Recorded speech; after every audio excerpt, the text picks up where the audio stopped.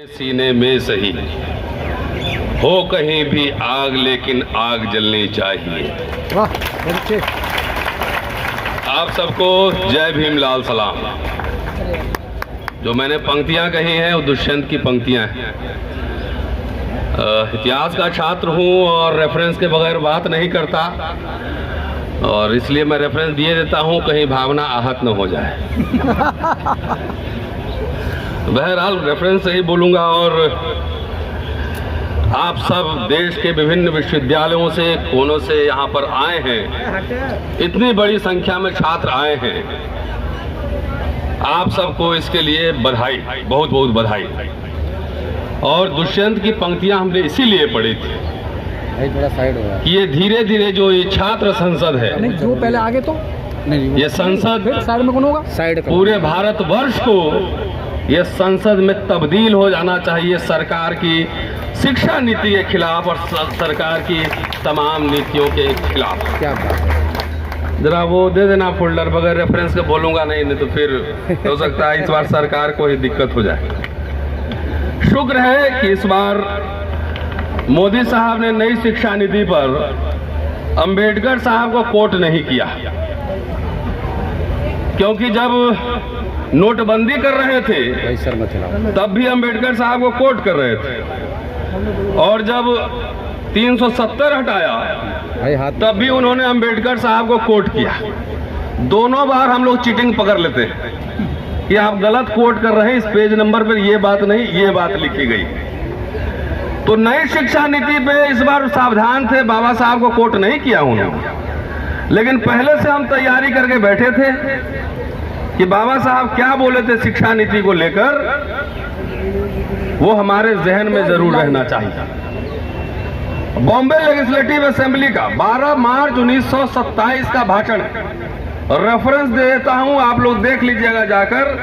हिंदी वाला जो खंड है वो पार्ट 3 पेज 55 से 61 तक है। शिक्षा कैसी होनी चाहिए, इसी पर उसमें बात की गई है।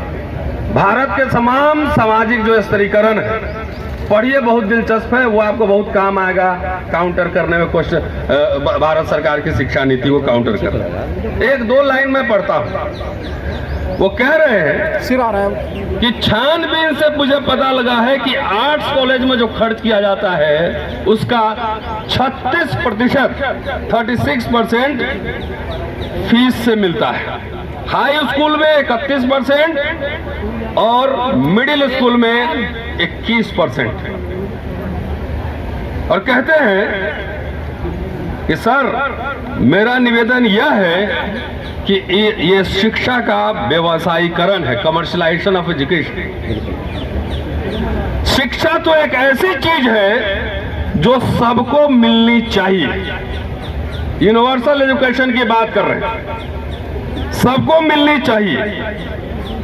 शिक्षा विभाग ऐसा नहीं है जो इस आधार पर चलाया जाए कि जितना वह खर्च करता है उतना विद्यार्थियों से वसूला जाए।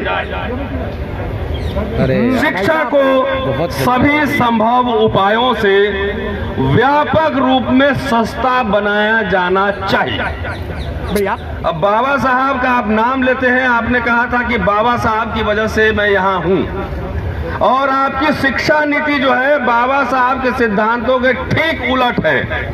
इससे मेरी भावना भी आहत हुई है। आपकी हुई कि नहीं हुई? अरे आवाज नहीं आई, आपकी हुई कि नहीं हुई? हुई है। तो ये बात, अगर शिक्षा को आप बर्बाद कर दीजिए तो आने वाली पीढ़ी के जड़ खोद दिया जाएगा। और नई शिक्षा नीति जो है ये सिर्फ छात्रों को प्रभावित नहीं कर रही। पटना विश्वविद्यालय के छात्र और तमाम छात्रों ने यह बात की कि कैसे स्ट्रेस में है छात्र, फीस इतना बढ़ रहा है, सिर्फ छात्र पे इसका असर नहीं पड़ा,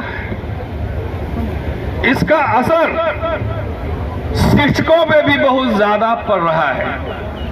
अगर विश्वास नहीं है तो एनसीआर के आसपास, एनसीआर में, कहीं भी भारत में, एनसीआर इसलिए कह रहा हूँ कि भारत के संसद से 25 किलोमीटर के एरिया में जो प्राइवेट कॉलेजेस हैं, वहां जाकर एक बार चेक कीजिए कि प्रोफेसर को तनख्वाह कितना मिल रहा है।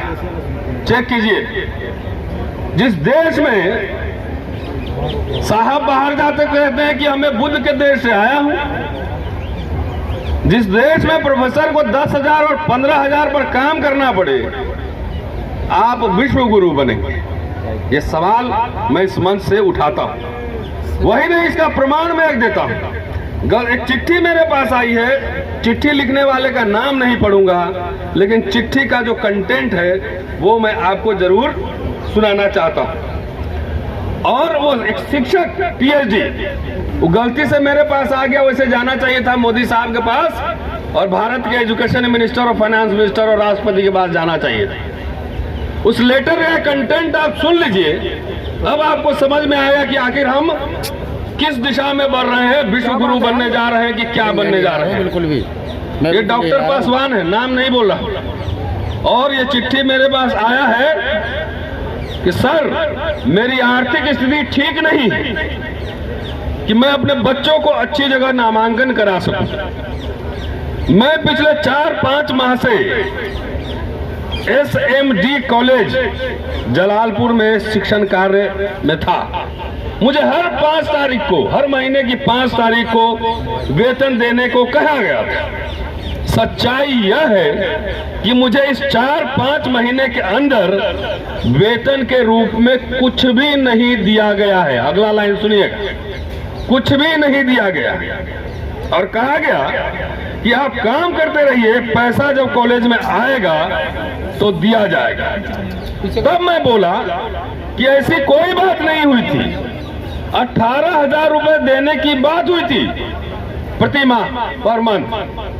तब कॉलेज की तरफ से बोला गया, ये लाइन जरा सुनिएगा, कि जो व्यक्ति इस कॉलेज में आपको रखवाया था उसकी मृत्यु 1 महीना पहले हो गई।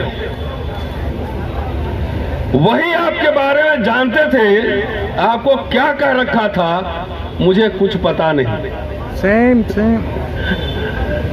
ये हमारे गृह राज्य बिहार का ही खत है। सर, यह कॉलेज मेरे घर से 25 किलोमीटर दूर है। आने जाने में 150 रुपए का पेट्रोल लग जाता है और कुछ पैसा कॉलेज से मिलने की उम्मीद नहीं। यही चिट्ठी पढ़ के बंद कर रहा हूँ। नई शिक्षा नीति की व्याख्या बाद में। हाँ, ये खाली चिट्ठी, ये चिट्ठी नहीं, ये घटना नहीं, ये संकेत है कि जिस विश्वविद्यालय, जिस कॉलेज में निजीकरण क्या होता है, इसका ये पूरा दस्तावेज है। इसलिए मैंने इसको संभाल के रखा हुआ है। 150 रुपए का पेट्रोल लग जाता है और कुछ पैसा कॉलेज से मिलने की उम्मीद नहीं दिख रही। मैं मजबूर होकर इस कॉलेज को छोड़ दिया 1 महीने पहले और गांव में कोचिंग चलाता हूं। दुख की बात यह है सर, अपने बच्चों को अच्छी स्कूल में नामांकन नहीं करवा पा रहा हूं। बेटा 4.5 साल का है। यही चिंता मुझे परेशान करती कि अपने पुत्र को अच्छी शिक्षा नहीं दिला पा रहा और घर की आर्थिक स्थिति ठीक नहीं है। पिताजी बीमार रहते हैं। सर, आपके अम्बेडकरनामा से जो प्रसारित किया जाता है मैं उसे नियमित देखता हूं और शेयर करता हूं। इसलिए बोल रहा हूं, ये एक प्रोफेसर की दर्द भरी दास्तान है, पीएचडी स्कॉलर है।